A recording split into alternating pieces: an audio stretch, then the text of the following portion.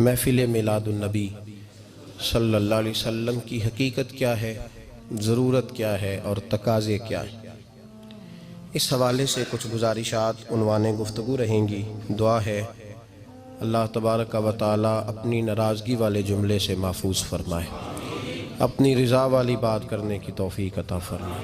عزیز بھائیو، قرآن مجید فرقان حمید نے ارشاد فرمایا قل بفضل اللہ، اے محبوب آپ فرما دیں جب اللہ کا فضل ملے، وَبِرَحْمَتِهِ اور اس کی رحمت ملے، فَبِذَلِكَ فَلْيَفْرَحُوا تو انہیں چاہیے کہ خوشی کا اظہار کریں۔ سورہ یونس کی آیت نمبر 58 ہے۔ جب اللہ کا فضل اور اس کی رحمت ملے تو خوشی کا اظہار کرو، خوشی کا۔ اسلام مسرتوں کا دین ہے، خوشیوں کا دین ہے۔ نبی پاک سید عالم صلی اللہ تعالیٰ علیہ وسلم کی مسکراہٹ کے اندر وہ حسن تھا کہ کائنات ساری حضور کی مسکراہٹ کی وجہ سے ہی مسکرا رہی ہے۔ حضرت جریر ابن عبداللہ رضی اللہ تعالیٰ عنہ حضور کے صحابی ہیں، وہ فرماتے ہیں کہ جب حضور مدینہ طیبہ تشریف لائے تو میں ملاقات کے لیے حاضر ہوا۔ پہلے دن میں حضور سے ملا تو نبی پاک مسکرا رہے تھے۔ پھر 10 سال میں حضور کو دیکھتا رہا، اور حضور کے وصال سے چند دن پہلے میری جو آخری ملاقات ہوئی تو اس میں بھی میں نے اپنے نبی کو مسکراتے ہی دیکھا ہے۔ اور فاضل بریلوی رحمۃ اللہ تعالیٰ علیہ نے تو اس تخیل کا اور رنگ میں لیا ہے۔ وہ کہتے ہیں حضور کے مسکرانے سے ہی دنیا مسکراتی ہے۔ فرماتے ہیں جس کی تسکی سے روتے ہوئے ہنس پڑے۔ جب حضور ہلکا سا مسکراتے تھے تو رونے والوں کے دل بھی ٹھنڈے ہو جایا کرتے، غمزدہ لوگ مسکراتے تھے۔ حضور کی خوشیاں تقسیم کرتی تھی۔ نبی پاک صلی اللہ علیہ وسلم کا مسکرانا امت کے دلوں کو ٹھنڈا کرتا تھا۔ فرمایا جس کی تسکی سے روتے ہوئے ہنس پڑیں اس تبسم کی عادت پہ لاکھوں سلام۔ اور فرمایا یہ نہیں تھا کہ حضور بڑے تکلف سے مسکراتے تھے، حضور کی تو عادت تھی اس تبسم کی عادت پہ لاکھوں سلام، مسکراتے رہنا، خوشی کا اظہار۔ اسلام بہت ساری چیزوں کا انسان کو پابند کرتا ہے، حدود و قیود میں رہنے کا حکم دیتا ہے۔ صحابہ کرام علیہم رضوان کے ہاں شادی کے موقع پر بارات لے کر کے جانے کا کوئی رواج نہیں تھا۔ حضرت عبد الرحمن ابن عوف رضی اللہ تعالیٰ عنہ جیسے مالدار لوگ بھی شادی کرتے ہیں تو نبی پاک کے بغیر بھی بارات چلی جاتی ہے۔ کوئی کانسیپٹ نہیں اس طرح کا کہ ڈھیروں بارات لے کے جائی جائے۔ حضرت عبد الرحمن ابن عوف کہتے ہیں میں حضور کی بارگاہ میں آیا تو سفید کپڑے پر پیلا زرد نشان تھا۔ حضور نے فرمایا کیا ہوا، یہ داغ کاہے کا؟ عرض کی حضور کل میں نے نکاح کیا تھا۔ تو محبوب نے جو ارشاد فرمایا اس میں فرمایا بڑی اچھی بات ہے، ولیمہ ضرور کرنا، چاہے ایک بکری ہی ذبح کرنا۔ بارات نہیں لے کے جائی جاتی تھی، ولیمے کا حکم دیا۔ اور بخاری میں نبی پاک نے یہ بھی فرمایا جب تمہیں کوئی ولیمے کی دعوت دے تو جایا کرو۔ اچھا، اب شادی کے موقع پر جو بارات لے کے جائی جاتی ہے تو اگرچہ حضور کی سنت نہیں، لیکن اسے ہم حرام نہیں کہتے، اسے ہم ناجائز نہیں کہتے۔ ہم نہیں کہتے کہ یہ تو نے غلط کیا، اگرچہ لے جانا حضور سے ثابت، اس مروجہ انداز میں ثابت نہیں اس طرح ہمارے ہاں جاتے ہیں، لیکن ہم پھر بھی اسے ناجائز۔ کسی صحابی نے اپنے بچے کی شادی پر اپنے گھر میں لائٹنگ نہیں کرائی، لیکن آپ کو دنیا کا کوئی عالم یہ فتویٰ نہیں دے سکتا کہ لائٹنگ کرانا حرام ہے۔ آپ شادی کے موقع پہ ساری گلی سجا لو، آپ ساری چھتوں پہ لائٹنگ کرا لو، کوئی آدمی یہ آپ کو فتویٰ نہیں دے سکتا کہ شادی کے موقع پر لائٹنگ کرانا جائز نہیں۔ کبھی سنا ہے آپ نے کسی سے؟ بولیے یہ جائز ہے، جائز پیسے ہیں تو ٹھیک، بلکہ میں اس سے آگے بڑھتا ہوں، اس سے تھوڑا اور آگے جاتا ہوں۔ حضرت عائشہ صدیقہ رضی اللہ تعالیٰ عنہ فرماتی ہیں میرا جو کمرہ تھا نا جس میں میں حضور کے ساتھ رہتی تھی اور ایک لمبا زندگی کا عرصہ گزارا، اس میں 3 آدمی سو سکتے تھے، چوتھے کے لیے جگہ ہی نہیں تھی، اور کچا تھا۔ کھجور کے تنے کھڑے کر کے اس پر کھجور کے پتوں کی چھت ڈالی گئی تھی۔ میں جب ہاتھ اٹھاتی تھی تو میرا ہاتھ اپنی چھت کو چھو جاتا تھا۔ یہ ہے سنت نبی پاک کی، یہ حضور کا طریقہ ہے۔ بتائیے پکے گھر میں، لینٹر والے گھر میں رہنا جائز کہ ناجائز؟ کیوں جی؟ حضور تو کچے مکان میں رہتے تھے، آپ نے کیسے پکا بنا لیا؟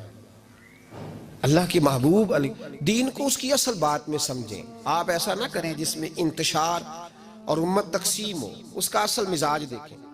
مہندی کے موقع پہ اگر کوئی آدمی 6 دیگیں دال چاول کی پکاتا ہے تو منع نہیں، جائز پیسوں سے پکائے. انہیں لائٹنگ لگوائی، کوئی منع نہیں. سارے محلے کو کھانا کھلایا، کوئی منع نہیں. بلکہ نبی پاک نے فرمایا بہترین مسلمان ہی وہ ہے جو سلام پہلے لے اور روٹی زیادہ کھلائے، تو بہترین مسلمان ہے.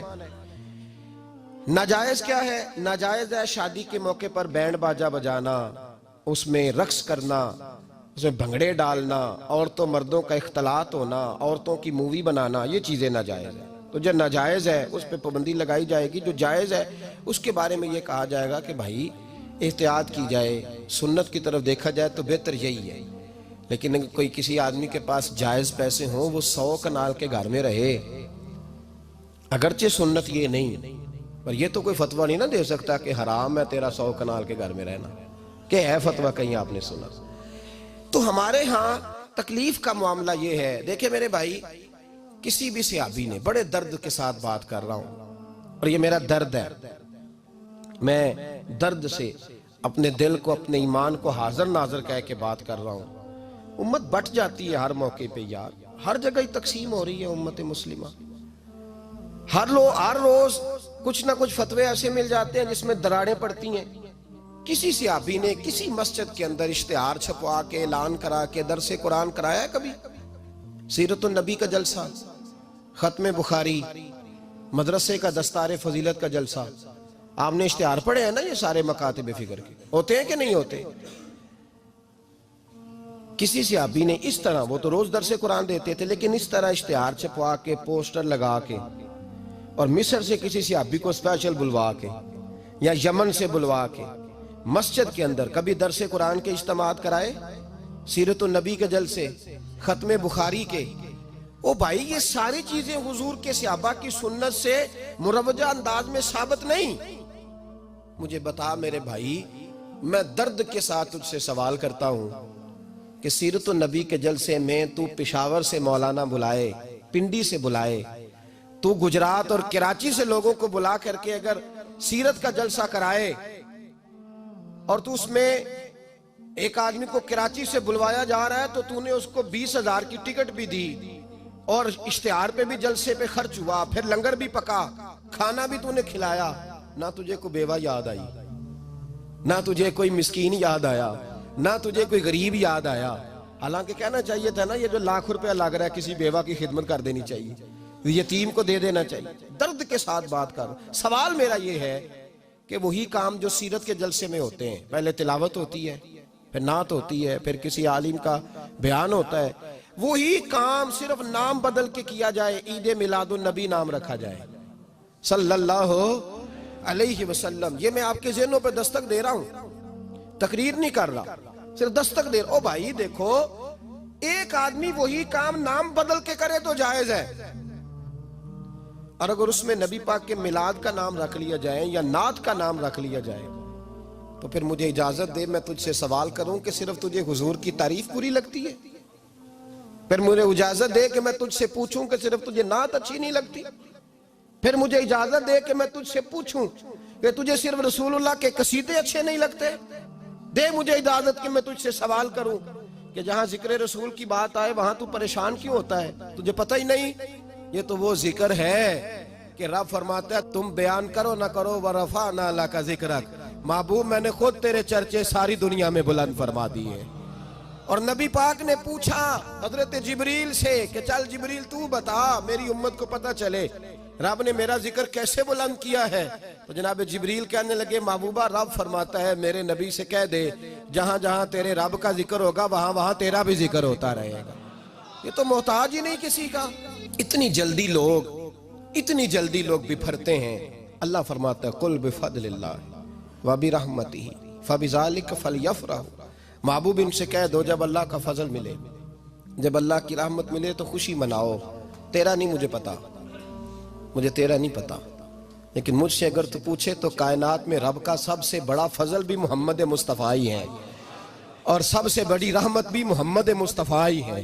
وہ دو عالم کی رحمت تھے، وہ جہاں چاہتے وہیں رہتے، یہ تو ان کی مہربانی ہے کہ یہ عالم پسند آیا۔ رب کریم نے تجھے آنکھ دی، دنیا دیکھی تو نے، رب کریم نے تجھے قوت دی، تو نے دنیا گھومی، اور پھر رب نے تجھے بیٹے دیے تو میٹھا میوہ، اور بیٹیاں دی تو تیرے لیے باعث کرم، تیری چھاتی پہ بچے چڑھے تو تو نے کہا سب سے بڑی نعمت یہی ہے کہ مالک کہتا ہے تو میرا بندہ تھا، میں نے دینا ہی تھا، تو نے دیا، احسان نہیں جتلایا، لیکن جب اپنا نبی دیا تو کہا میں نے بڑا احسان کیا تم پہ۔ لَقَدْ مَنَّ اللَّهُ عَلَى الْمُؤْمِنِينَ إِذْ بَعَثَ فِيهِمْ رَسُولًا، میں نے تم پر احسان کیا ہے۔ کون دیتا ہے کسی کو محبوب اپنا؟ نہ جانے رب نے یہ کیسے گوارا کیا۔ لَقَدْ مَنَّ اللَّهُ عَلَى الْمُؤْمِنِينَ إِذْ بَعَثَ فِيهِمْ رَسُولًا، اتنا بڑا فضل، اتنا بڑا فضل، فضل بھی حضور۔ اور جب بات رحمت کی آئی تو فرمایا مومنوں صرف تمہیں ہی نہیں، عیسائیوں، یہودیوں، سکھوں، دنیا میں جتنی مخلوق ہے، حتیٰ کہ جانور بھی، حتیٰ کہ چونٹیاں، نباتات، جمادات، ہر چیز، یا اللہ تو نے کیا دیا؟ فرمایا وَمَا أَرْسَلْنَاكَ إِلَّا رَحْمَةً لِلْعَالَمِينَ، میں جس کا رب ہوں ان سب کے لیے میں نے اپنے نبی کو رحمت بنا کے بھیج دیا ہے۔ بیٹے کے آنے پہ تو مٹھائی بانٹتا ہے، میلاد والے دن تو لائٹیں بند کر لیتا ہے، بیٹے کے آنے پر تو حلوائی بٹھاتا ہے، اور نبی پاک کے نام کی لائٹیں لگی ہوں تو پریشان ہوتا ہے۔ ہم سے کبھی پوچھ تجھے بتائیں، بس نہیں چلتا، ورنہ تاڑے توڑ کے چھتوں پہ لگا دیں۔ بس نہیں چلتا، فرشتوں کو بھی کہیں آؤ ہمارے ساتھ شامل ہو جاؤ، آمد مصطفیٰ مرحبا مرحبا کا نعرہ لگانا ہے، ہمارا بس نہیں چلتا، ورنہ دنیا کی ساری نعمتیں بچھا دیں اور لوگوں کو بتلائیں کہ اصل تو خوشی منانے کا دن ہی آج ہے جب اللہ نے ہمیں اپنا پیارا رسول عطا فرمایا ہے۔ اور ہمارے امام، تو کہتا ہے میلاد نہ کر، ہمارے امام نے تو کہا حشر تک ڈالیں گے ہم، حشر تک، یہ 2-4 دن کا تو پروگرام ہی نہیں ہمارا، حشر تک ڈالیں گے ہم پیدائش مولا کی دھوم، اور مثل فارس نجد کے کلے گراتے جائیں گے، خاک ہو جائیں عدو جل کر مگر ہم تو رضا، دم میں جب تک دم ہے ذکر ان کا سناتے جائیں گے۔ ہمارا تو 1-2 دن کا پروگرام ہی نہیں۔ اور پھر سنو کتنی بڑی نعمت ہے۔ حضرت عباس سے کسی نے کہا تھا اللہ کی سب سے بڑی نعمت، تو بخاری اٹھانا، فرمانے لگے محمد نعمت اللہ، بخاری ہے بخاری، فرمایا محمد اللہ کی سب سے بڑی نعمت ہے، صلی اللہ، یہ